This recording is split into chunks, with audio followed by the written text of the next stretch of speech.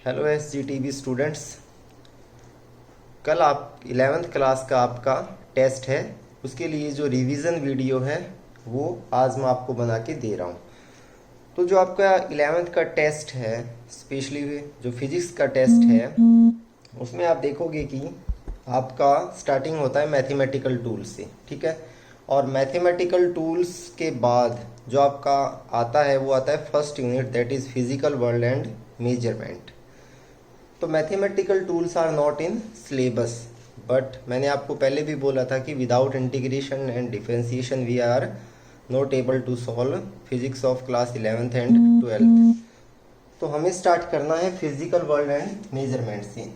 इसके अंदर आपको पता है कि जो चैप्टर आते हैं वो आता है, एक तो मेजरमेंट है, ठीक है। उसके बाद में हमारा डायमेंशन इज देयर, उसके बाद में हमारा सिग्निफिकेंट फिगर, उसके बाद में हमारा कौन आता है, एरर इज देयर। तो ये हमारी इसके अंदर कुछ एक मेन आर्टिकल है। अब ये जो मेजरमेंट वाला लेसन अगर हम उठाते हैं तो मेजरमेंट हम किसका कर सकते हैं, तो आंसर है लेंथ, मास एंड टाइम। इसमें सबसे इंपॉर्टेंट जो मेजरमेंट है वो लेंथ है, मास एंड टाइम का इतना इंपॉर्टेंट नहीं है। लेंथ का मेजरमेंट हमने देखा था कि हम दो तरीके से कर सकते हैं। First one is direct method and second one is non direct method. Direct method जैसे मैंने आपको बोला कि ये दीवार है और ये दीवार के दोनों एंड का डिस्टेंस बताइए, दोनों एंड की लेंथ बताइए। तो आप यहाँ स्केल रखोगे और यहाँ पहुँच जाओगे, तो इसको बोलते हैं डायरेक्ट मेथड। और इनडायरेक्ट मेथड या नॉन डायरेक्ट मेथड बोल दो या इनडायरेक्ट। इनडायरेक्ट में हमने क्या देखा था कि जैसे मैंने आपको बोला ये एक पहाड़ी है और बीच में कौन है, रिवर है, और आप यहाँ पर खड़े हो रिवर के अदर साइड, ठीक है। और हमें ये डिस्टेंस निकालना है फर्स्ट थिंग, और फिर बाद में हमें चेक करना है कि इसकी हाइट कितनी है। तो हम इधर तो जा नहीं सकते क्योंकि बीच में रिवर है, तो इसका जो डिस्टेंस निकालने का तरीका है वो हम किस में आते हैं, इनडायरेक्ट मेथड के अंदर आता है। तो ये मैंने आपको डिटेल में करवाया हुआ है कि डायरेक्ट मेथड हम से डिस्टेंस हम कैसे निकालते हैं और इनडायरेक्ट से हम कैसे निकालते हैं।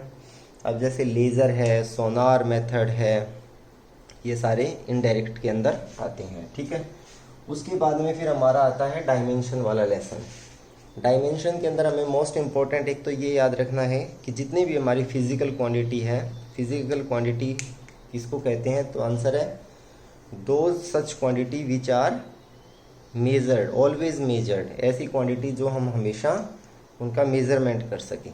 तो फिजिकल क्वांटिटी में सबसे पहले तो हमें उस क्वांटिटी का नेम, उसके बाद में उसका फॉर्मूला क्या है, उसके बाद में उसकी यूनिट क्या है, और उसके बाद में उसकी डायमेंशन क्या है, ऐसा यूनिट। ये तीनों चारों चीज़ हमें अच्छे से पता होनी चाहिए। जैसे फोर्स को रिप्रेजेंट हम कैसे करते हैं, तो आंसर है फोर्स को रिप्रेजेंट करते हैं एफ से। फॉर्मूला होता है मास इंटू एक्सीलरेशन।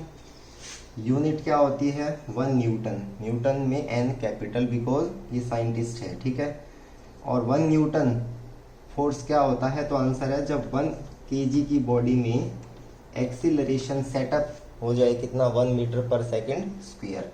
और इसकी डायमेंशन क्या होती है, तो मास की डायमेंशन m और एक्सीलरेशन की होती है Lt-2, ठीक है।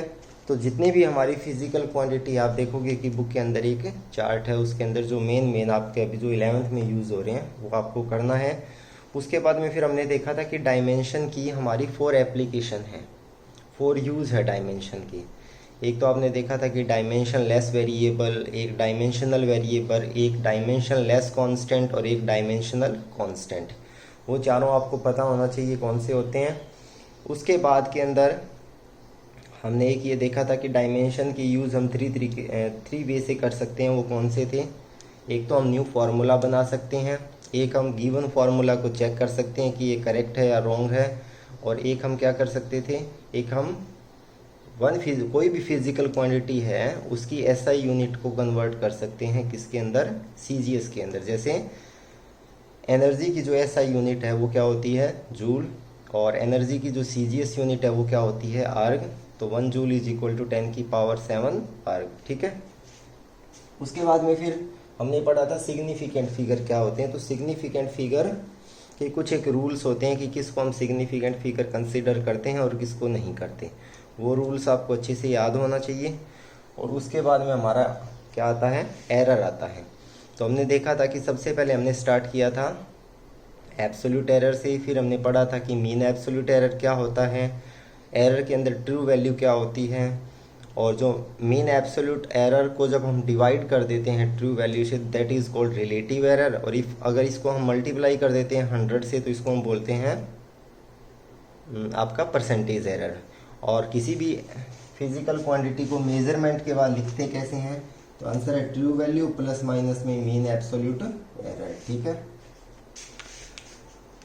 तो ये चीज़ें हमें करनी है, और आप एरर के ऊपर आपको न्यूमेरिकल करना है, और डायमेंशन के ऊपर न्यूमेरिकल करना है, मेजरमेंट के ऊपर आपको न्यूमेरिकल करना है।